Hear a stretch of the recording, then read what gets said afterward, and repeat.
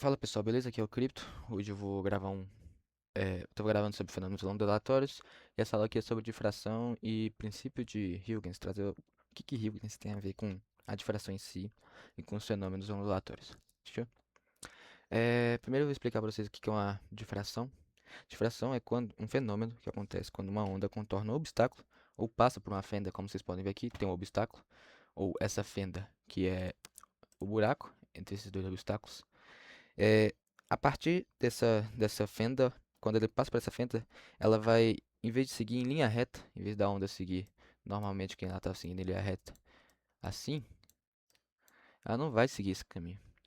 Ela vai contornar esse caminho. Difração é o desvio e o espalhamento das ondas quando elas encontram um obstáculo ou uma abertura. Por exemplo, quando alguém fala atrás de uma parede, tem uma parede aqui, quando alguém fala de atrás de uma parede, é, você consegue ouvir a voz. Isso por quê? Porque a onda sonora ela difrata em relação ao obstáculo. E o que o princípio de Huygens tem a ver com isso? O princípio de Huygens diz que cada ponto de uma frente de onda, ou seja, a gente tem um ponto aqui,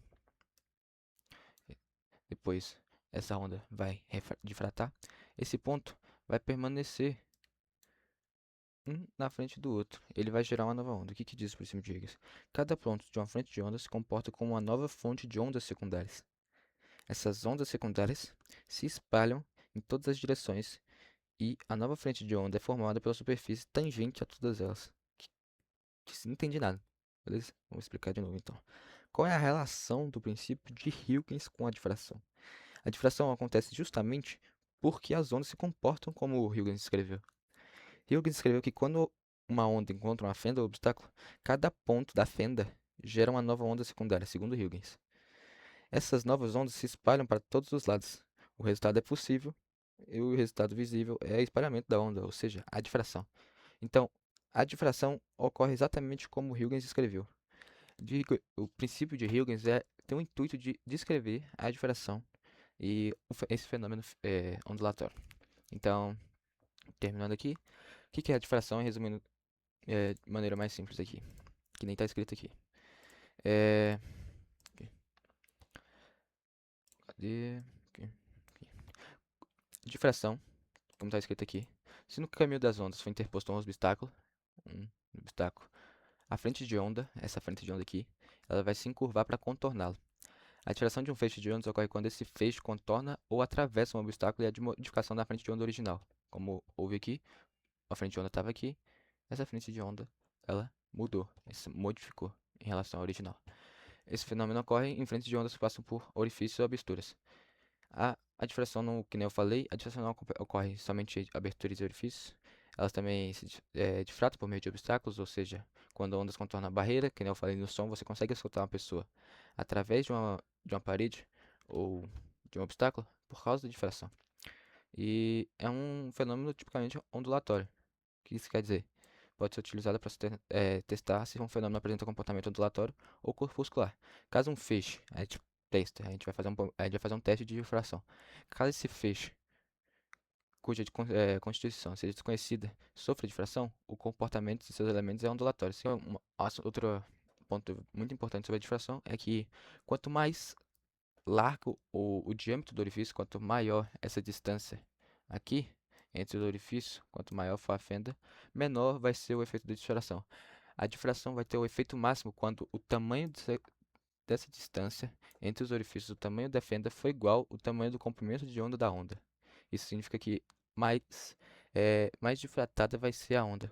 Quanto mais próximos ao valor do comprimento de onda da onda incidente forem a largura da abertura ou o diâmetro do orifício, maior se torna a modificação produzida na frente de onda original, ou seja, mais pronunciada se torna a difração das ondas incidentes. Agora eu vou fazer dois exercícios bem simples que caiu no Enem duas vezes. E acho que é muito importante, né? Esse assunto cai bastante no Enem até. E vou fazer aqui. Primeira questão. Enem. É... Hum,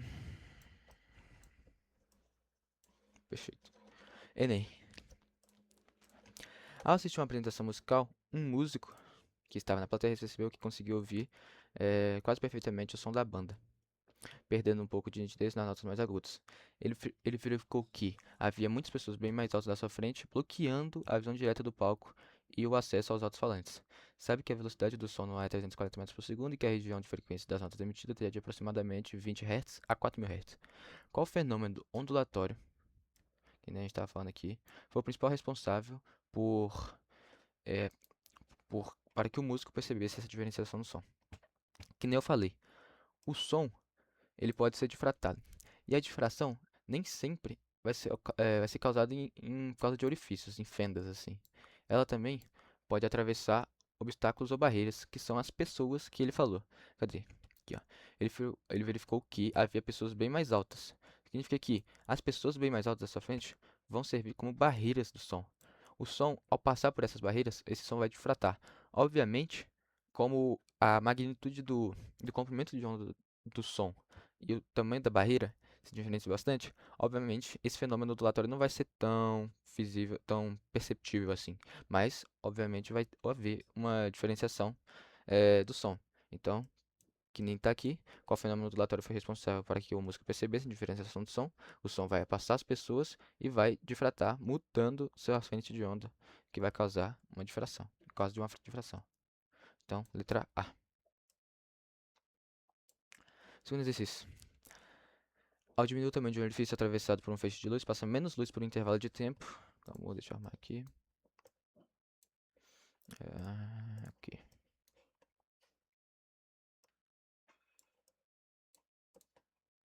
Aqui. Ao diminuir o tamanho de um orifício atravessando por um feixe de luz, passa menos luz por um intervalo de tempo e próximo da situação de completo fechamento do orifício. Verifica que a luz apresenta um comportamento como ilustrado na figura. Sabe-se que o som, dentro de suas particularidades, também pode se comportar dessa forma, que nem eu falei, de fração do som. Em qual das situações a seguir está representado um fenômeno descrito no texto? Ao se esconder atrás do muro, um menino ouve a conversa do seu colega. Perfeito. Foi o que eu falei sobre a difração do som em obstáculos. Então, letra A. Ao gritar diante de sua ladeira, uma pessoa ouve a repetição do seu próprio grito? Não, isso aqui é eco, tem a ver com a reverberação, eco e essas coisas. Não é essa questão, não é essa aqui. Ao encontrar o ouvido no chão, uma pessoa percebe o som de uma locomotiva. Não, isso aqui tá errado. Isso aqui é o fenômeno de que a velocidade do som ela é mais rápida em sólidos do que em líquidos e gás. Por isso que quando você eh, encosta o ouvido no sólido, no trilho, você consegue ouvir ele antes do que no ar. Porque a velocidade do som no sólido é muito mais rápido do que a velocidade do som no ar. Ao ouvir a ambulância se aproximando, a pessoa percebe que o som é mais agudo do que aquela se afasta. Não, não, obviamente não. Isso aqui é efeito Doppler. Vou explicar também. A metionófita musical muito aguda, uma cantora de ópera faz com que a taxa... Isso aqui, não, isso aqui é o efeito da ressonância, que vai fazer com que a taça de cristal entre em ressonância com a nota musical, com o som, e vai fazer com que, a partir do momento da ressonância, se ele aumentar a frequência da nota musical, vai aumentar a frequência do objeto e vai fazer com que a taça de cristal se despadeça. Então, não, também não é esse. O único que fala disso é esse, letra A, difração.